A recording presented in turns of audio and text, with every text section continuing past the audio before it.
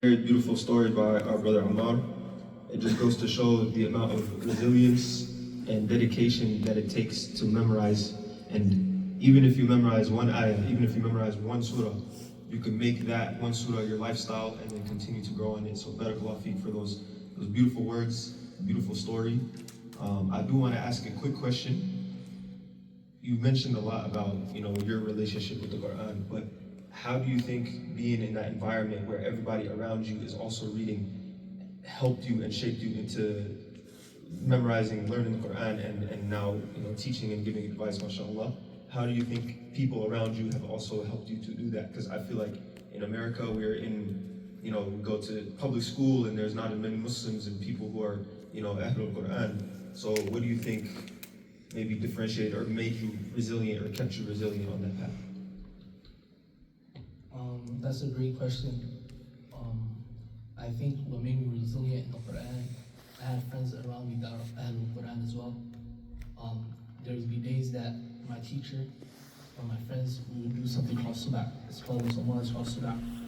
Like you do a juz or half a juz, or you do 3 juzzes, 5 juzzes, and like everybody takes a page or an ayah.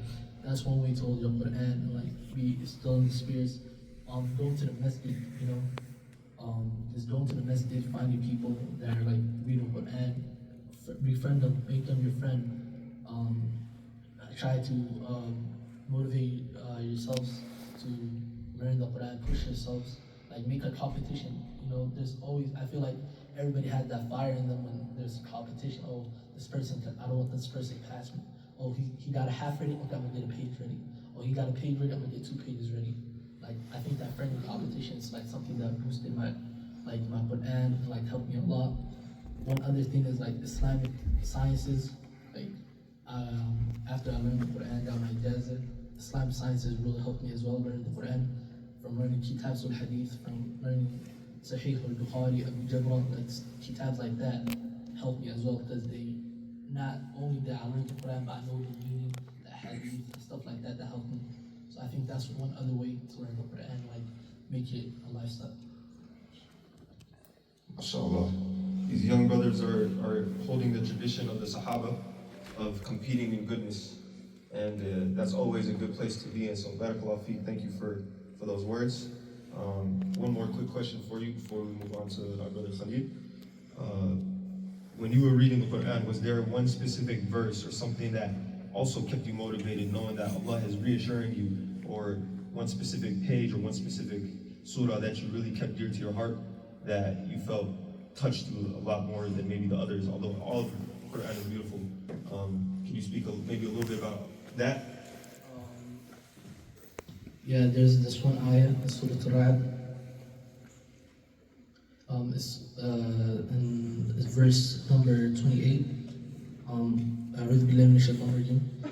الذين آمنوا وتطمئن قلوبهم بذكر الله ألا بذكر الله تطمئن القلوب. Who have believed and whose hearts have rested in the remembrance of Allah. Verily, the remembrance of Allah through heart finds rest. Right? So, meaning like if you like have your heart rested in Allah's remembrance, holding His Quran, doing adhkar, istighfar, and you remember every time you're doing something, oh, Allah's watching you. Allah has somewhere in His heart, like not His heart, but like His remembrance, like you find your heart, So like I think that's a very like big verse that actually helped me a lot too, being scared of the Quran, being scared of Allah, I think that verse can help a lot of other people as well. Barakallahu feek. MashaAllah, Brother Ammar, give some very good gems today. And we'll definitely open the floor for some questions later from you guys to ask the rest of the Hufadh today, inshallah.